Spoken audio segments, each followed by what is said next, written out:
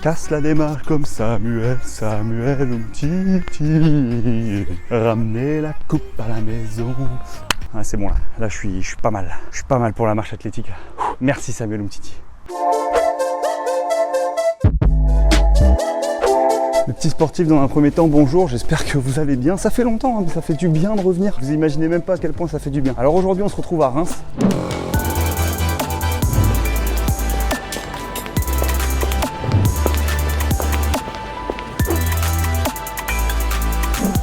Alors vous allez me dire pourquoi Reims? Pourquoi? Eh ben c'est simple en fait, on est juste venu au Krebs pour rencontrer David Custer et faire un peu de marche athlétique. Bah salut David. Salut Antoine. Ça roule? Ça va, je m'appelle David Custer, j'ai 19 ans, je fais de la marche athlétique, je suis licencié à l'EFS Reims, je m'entraîne au Krebs de Reims, je suis plusieurs fois champion de France chez les jeunes, une fois champion de France en élite et j'ai 10 sélections à mon actif dont une 3e place en championnat d'Europe cadet. Bravo.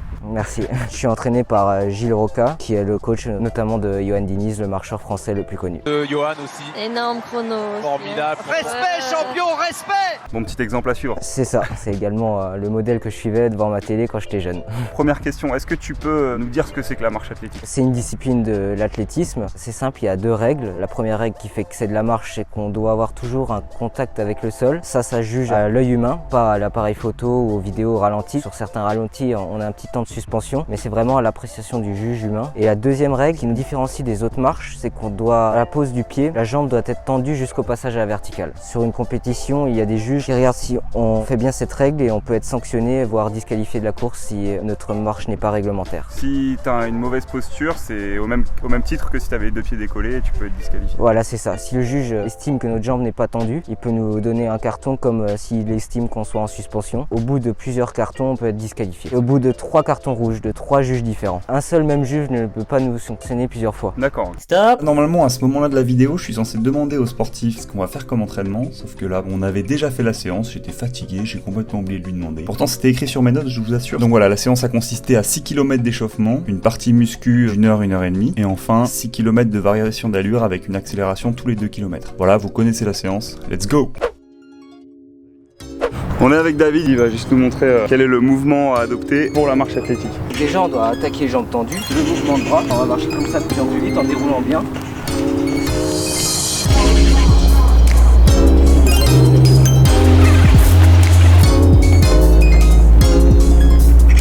Je suis déjà à la rue.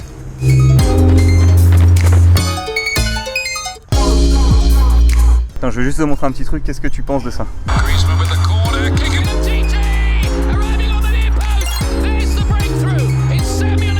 Ouais, ça a un peu fait parler de la marche, un peu en rigolant, mais ça a quand même fait un petit coup de pub à la marche, donc c'est pas mauvais quoi. Est-ce qu'il y a quelque chose niveau matériel qui différencie un marcheur athlétique d'un coureur de demi-fond classique? Non, pas vraiment. Jusqu'à présent, les marcheurs marchaient avec des chaussures de running. Maintenant, Newfield est la première marque à avoir créé des chaussures spécialement pour la marche athlétique, mais sinon, non, il n'y a pas besoin de matériel spécifique comme par exemple des bâtons à la marche nordique. Il suffit d'une paire de baskets et d'y aller quoi. Alors dites pas, je les rattrape en courant.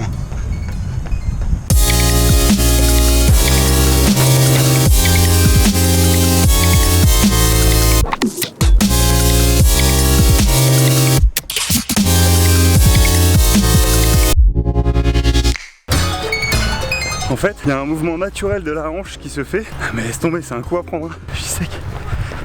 Regardez là, les Top Gun qui arrivent derrière. Faut pas qu'ils me chopent. Faut pas qu'ils me chopent. Vous m'aurez pas. Laisse tomber quoi. C'est que l'échauffement. Allez, Antoine.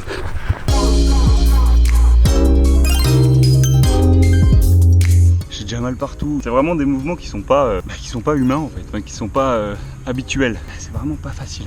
Pourquoi est-ce que tu as choisi ce sport? J'ai commencé à l'âge de 6 ans l'athlétisme et dans mon ancien club, le Pays de Colmar Athlétisme, tous les mardis il y avait une compétition, on devait faire 3 épreuves. Une fois il y avait la marche et ma mère qui en avait fait étant petite m'a tout de suite dit que je marchais très bien par rapport aux autres jeunes. On n'a pas forcément tout de suite la bonne gestuelle. Vu que j'étais pas trop mauvais en course à pied, j'ai tout de suite avancé vite et il y a tout de suite eu des résultats donc ça m'a motivé à continuer. J'ai continué jusqu'en cadet la course à pied et après j'ai fait le choix de faire que de la marche vu que j'étais le meilleur français en cadet. Tu Tu dois faire ça toute ta vie? Non, pas toute ma vie. Je pense que j'en ferai durant ma carrière de haut niveau le temps qu'elle dure. Mais après ma carrière de haut niveau, je ne pense pas continuer la marche. Je ne sais pas encore ce que je ferai, mais je pense que j'irai voir autre chose pour le plaisir. La marche, pour moi, ça restera du haut niveau et pas autre chose. Tu t'entraînes combien de fois par semaine et ça représente à peu près combien de kilomètres? En général, je double pratiquement tous les jours, sauf 2 fois dans la semaine. Ça fait 10 à 12 entraînements semaine. En kilométrage, ça dépend de la période et ce que je prépare. Actuellement, c'est plus de 100 km. Ça pourra monter jusqu'à 150. À côté de cela, on fait d'autres sports comme le vélo, la natation pour développer d'autres choses et casser la monotonie de toujours faire des bornes en marchant. Et bien sûr, il y a tout le travail de musculation qui nous aide à tenir la distance, gagner de la puissance. C'est quelque chose quand même d'assez complet. Vu que c'est une discipline technique, il faut vraiment faire un bon travail musculaire pour rester gainé pendant la course et pas se désunir lorsque la fatigue arrive.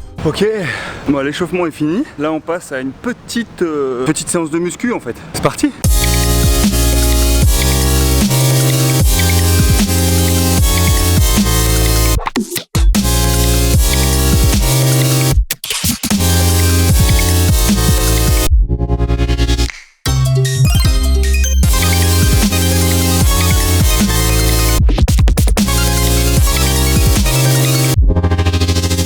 Quelle est la préparation optimale pour faire un 50 km marche? Moi, j'en ai jamais fait encore, mais c'est ce qui me plairait de faire. Sur un 50 km, il y aura moins d'intensité, plus de kilomètres. Pour un 20 bornes, on va faire des moins longues sorties, mais on va mettre beaucoup plus d'intensité et de vitesse. C'est beaucoup de kilomètres déjà, beaucoup d'heures d'entraînement, faire un gros travail musculaire aussi pour tenir la distance, mentalement aussi être très fort. C'est beaucoup de travail quoi, c'est tout, il n'y a pas de secret, hein. C'est comme dans tous les sports. Quelles sont les blessures qui sont assez fréquentes dans ce sport? On a souvent des tendinites aux articulations, des fractures de fatigue aussi, ce qui arrive, tout ce qui est ampoule et tout, ça nous arrive aussi. J'ai eu une bursite il n'y a pas longtemps, c'est ce qu'on a le plus fréquemment. Avec le peu de marche que j'ai fait, j'avais hyper mal aux muscles là, devant le tibia. Au jambier, ouais. C'est normal, c'est un muscle très sollicité à la marche, c'est très habituel quand on commence. À force, ça part, on n'a plus mal, heureusement.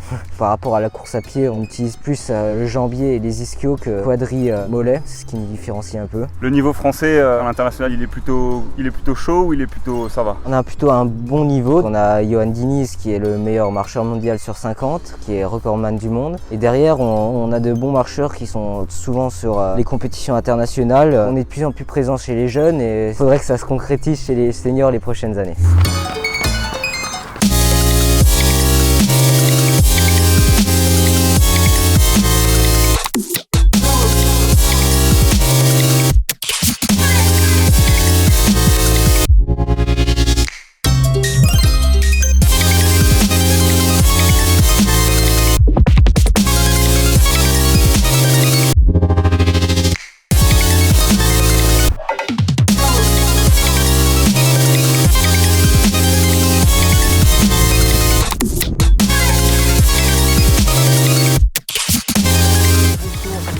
Bien joué, bien joué. Bravo les gars. Belle séance. Qu'est-ce que t'en penses, coach? Je dis comme toi, belle séance. Les sensations sont bonnes. Au top. Est-ce qu'on peut vivre de cette discipline en France aujourd'hui? Oui, Johan Diniz en vit. Il faut vraiment le faire à très haut niveau. C'est sûr que c'est plus compliqué que d'autres sports qui sont plus médiatisés. C'est vraiment compliqué. Pas tout le monde peut en vivre. Je sais que Kevin Campion, étant sportif de haut niveau, qui a fait les Jeux Olympiques, travaillait à mi-temps à la Poste à côté. Moi, j'ai la chance d'avoir déjà mes parents derrière moi qui sont à fond derrière mon projet. La Fédé, maintenant, je vais rentrer dans le projet 2024. Donc, je suis un des 12 sélectionnés que la Fédé va aider financièrement. Donc, c'est une bonne chose pour moi. J'espère arriver au plus haut niveau et pouvoir en vivre, ça serait vraiment bien. Alors, en tout cas, je m'entraîne pour et c'est vraiment ce qui me plaît. Donc, je me donne à fond à 100%.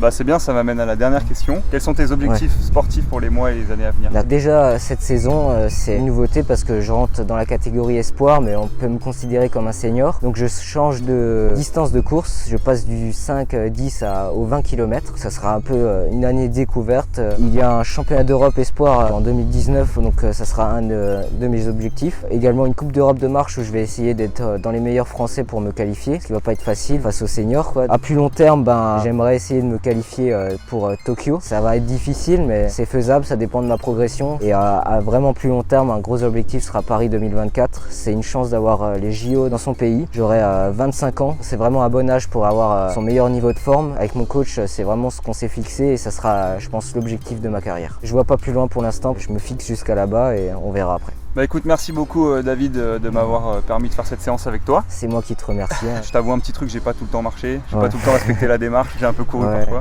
Où est-ce qu'on peut suivre ton actualité? On peut me suivre sur Instagram et Facebook principalement. Je suis très actif sur les réseaux sociaux. Bon courage pour tous tes projets sportifs. Merci. Et puis, Bah toi aussi, bon courage pour ta chaîne. C'est vraiment cool et c'est bien de mettre en valeur des sports comme nous, la marche athlétique, qui sont pas forcément trop médiatisés et ça va faire du bien à la discipline. ça fait plaisir, merci. De rien. Bah, mes sportifs, la marche athlétique c'est quand même super chaud. Hein. C'est un sport qui demande énormément de technique et je suis pas un très grand technicien apparemment. Franchement je vous assure que j'avais pas mal de préjugés là-dessus. C'est vraiment un sport de fou, vraiment c'est tout sauf naturel en fait. Alors en ce qui nous concerne, merci beaucoup d'avoir visionné cet épisode, j'espère que ça vous a plu. Comme d'habitude pour l'amour du sport, n'hésitez pas à partager la vidéo, n'hésitez pas à vous abonner à la chaîne YouTube, ça c'est important, vous le connaissez l'objectif, vous le connaissez. Hein. N'hésitez pas à mettre le petit pouce bleu des familles vers le ciel. Et enfin n'oubliez pas, vive le sport mais le plus important, faites-vous plaisir. Ciao.